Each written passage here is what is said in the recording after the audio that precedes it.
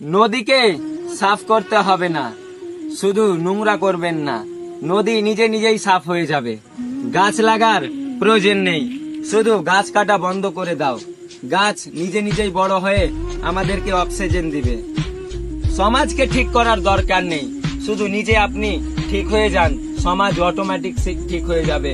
বলি কাকু, চায়ের দোকানে চা খাও আর অন্যর ছেলেদের সমালোচনা করো, এটাই কি তোমার পেশা?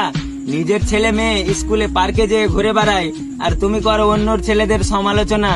বলি কাকু, নিজের পরিবারকে সাবধান করো, তারপরে সমাজকে জ্ঞান দাও। তোমার মেয়ে তোমার ছেলে কোথায় যায় রাত 12টার দিকে খবর আছে কি? আর আমাদেরকে বলো খারাপ। বলি এখনো সময় আছে, সময় থাকতে ঠিক হয়ে যাও, না তো মরার পরে নিঃশ্বাসের কোনো বিশ্বাস নেই।